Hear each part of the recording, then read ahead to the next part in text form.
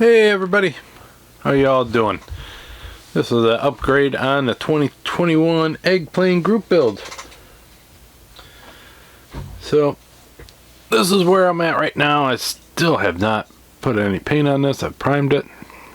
A little nervous about doing the paint. The camouflage on this one is a kind of a well-known paint. It's that light blue, dark blue, and the gray.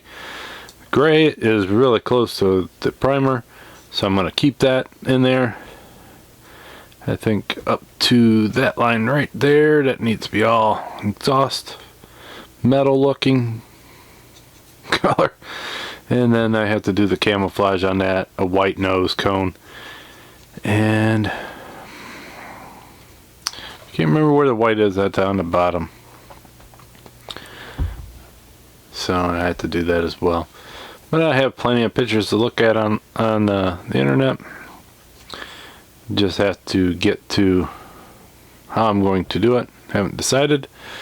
This goofy looking thing on here is going to be the base, except for I gotta print it again. So I did this on my 3D printer. I've actually printed it like this. The only problem is it is hollow. It sounds like a little bath toy or so. And I'm going to have the plane like this. So there goes all the, the big reveal. Problem is, you print it hollow so that way you don't use all your resin up. And also it just cures it by light. So you'd have raw resin inside there, which is frowned upon. So then you put holes in it to drain it out. So when I first started cleaning it up, I was like, boy, that is really thin. Because I could squeeze it and all that. And I didn't think anything of it. I was like, well, I'll just be careful with it. So I had this, I cured the whole outside. Inside you still want to rinse out the resin. So I had the resin being rinsed out and I had it draining like this. And it was a few hours before I looked at it.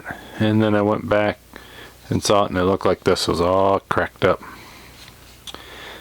So I gotta print another one, so I kind of haven't really gone too far on it. And outside in Ohio, the weather has not decided what the hell is going to go on. They're saying tomorrow we're going to get snow.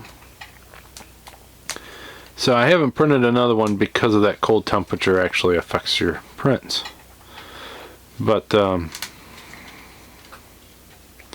so I'm holding off on that, but I am going to print it a lot thicker, so that should help. But for anybody who's got a 3D printer or anything like that, if you do a bigger one like this, make sure it's thicker. I just went with the standard thickness on that, and it's probably 1/4 of a millimeter. Well, the next one, hell with saving resin, I'm going to do it 1 millimeter or 2 millimeters. I can't remember what I set it at. I'm going to do a lot thicker. But that is one of the things with the resin 3D printers is there's a lot of trial and error. If you get lucky and get a print right off the bat, you're usually doing pretty good. But see, this is that honeycomb on the inside. I made mine on the next one a lot bigger, so it ain't a bunch of little ones. So that gives you a decent look on the inside there. What would be on the inside.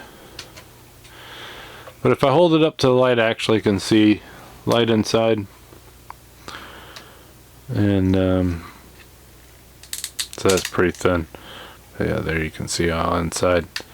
That's all the supporting material, keep everything solid. But it didn't work out too well. I probably really needed to go a little bit thicker, because like this piece right here, it's just a little bit thicker. But it held up really well. Everything else is what shrunk.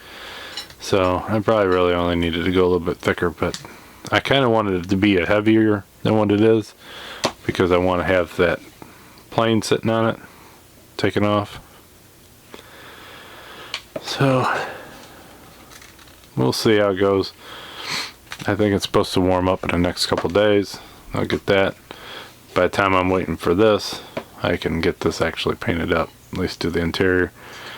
I think I'm going to try to airbrush this, or I might just actually hand paint it and then put a dull coat clear on it to protect the acrylic. But I'll let you guys know what happens to that point. And so until next time, guys, have a great one. I'll talk to you then. Bye.